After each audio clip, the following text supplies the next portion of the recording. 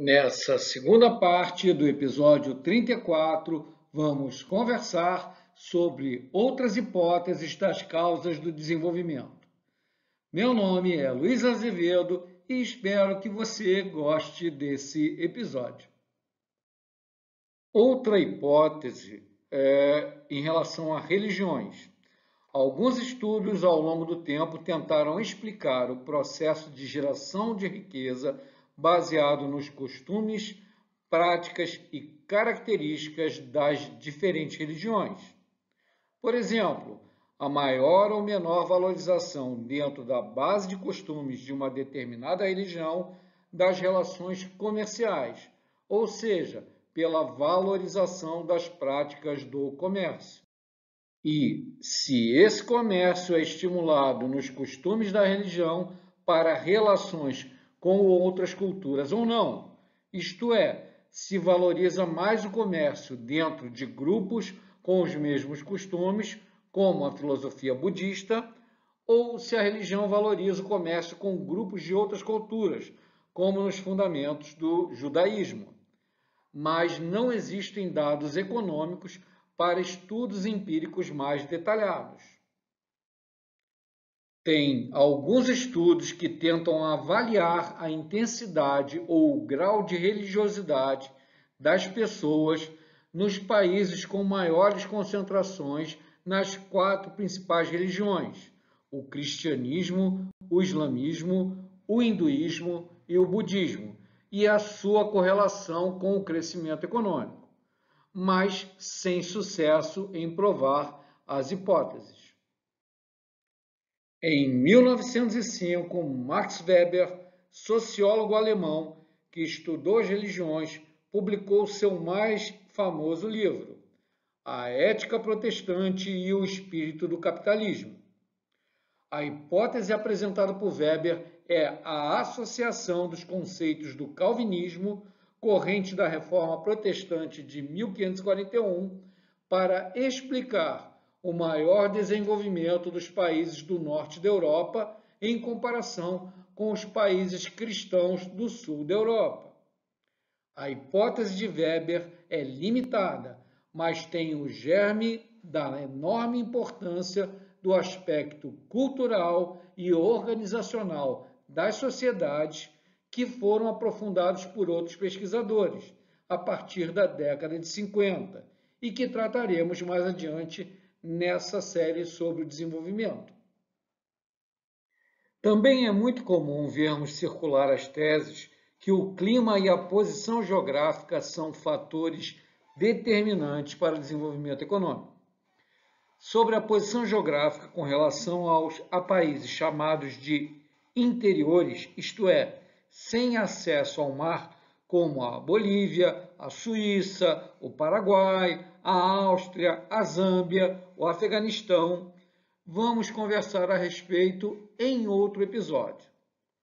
Sobre o fator clima, de modo simplificado, países situados nas zonas temperadas, com as 4 estações bem definidas, teriam melhor condição de se enriquecer do que os países situados na faixa tropical. São apresentados bons argumentos dessa tese, fundamentado em fatores relativos à agricultura, saúde humana e aspectos culturais. Com relação à agricultura, a zona tropical, comparativamente à zona temperada, é prejudicada por apresentar uma maior incidência de pragas, devido ao calor, ao nível alto de umidade e pela não existência de um inverno intenso.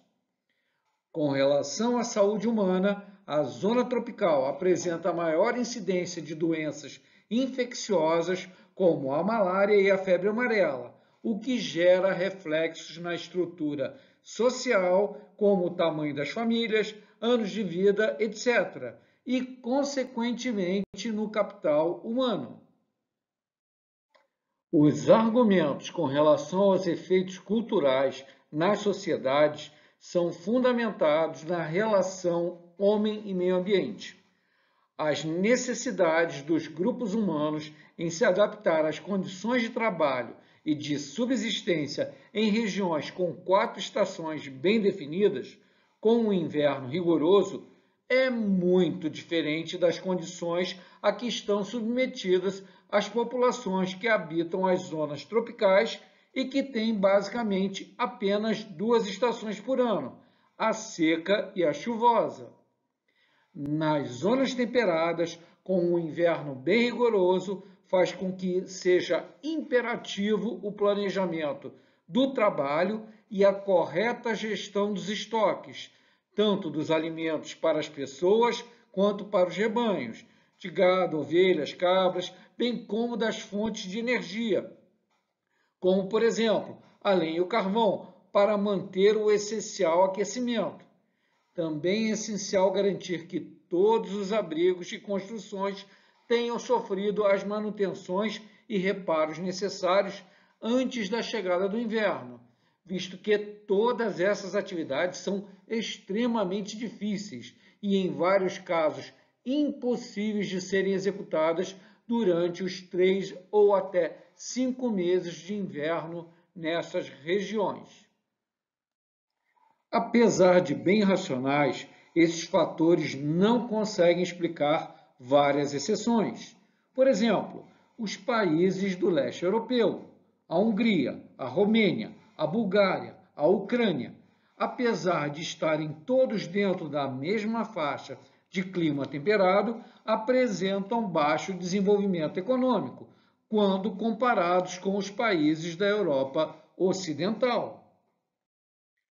Outro exemplo seria a Argentina, que se situa na zona temperada do sul e que, apesar de uma forte e bem estabelecida agricultura e pecuária, é um país pobre e não desenvolvido. Outro exemplo é o próprio Brasil, cujo território se encontra quase totalmente dentro da zona tropical e que, com tecnologia, conseguiu transformar a área do Cerrado em uma grande produtora de grãos e base de uma pujante e desenvolvida agroindústria. Pena que, como país, ainda continuamos amarrados no subdesenvolvimento. Algumas pessoas tentam explicar o desenvolvimento pela hipótese da superioridade militar e da hegemonia política. Por essa linha de raciocínio, a Itália, que foi a região do centro da civilização romana, que dominou grande parte da Europa e de toda a região do Mediterrâneo, deveria estar no topo da lista de países desenvolvidos. Mas não é o caso, como observamos no slide a posição da Itália em diferentes rankings de prosperidade. Ou então a Grécia, que foi a origem do grande império macedônico, que difundiu a cultura helenística por uma enorme região, que se estendia do Egito até a Índia. Deveria também figurar em uma posição de destaque, o que não é verdade. Só lembrar que em 2010 a Grécia literalmente foi à falência. O desemprego chegou a 27% da população economicamente ativa. Podemos também, nesse caso, citar a Turquia, que foi o centro do grande Império Otomano, que durante mais de 600 anos dominou vastas regiões ao redor do Mediterrâneo e que também não está no topo dos países desenvolvidos, como podemos observar a posição da Turquia nos distintos rankings.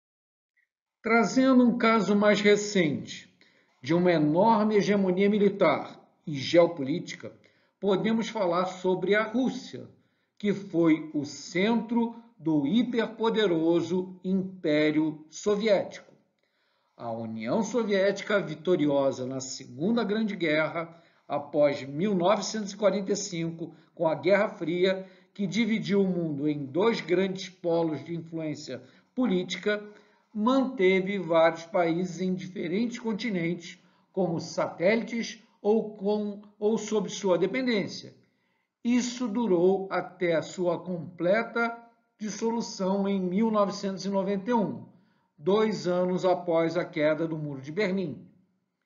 A Rússia atual, apesar de seu poderio militar nuclear e de ter um programa espacial que atualmente está decadente, ou de ser um grande produtor e exportador de gás, não está na lista dos países prósperos e desenvolvidos, como podemos observar nas posições do país nos diferentes rankings de prosperidade.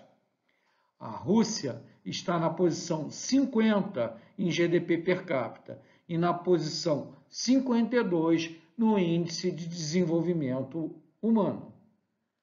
Na terceira parte do episódio 34, vamos conversar sobre outras hipóteses das causas do desenvolvimento, como a industrialização e a complexidade econômica. Meu nome é Luiz Azevedo e muito obrigado pela sua audiência.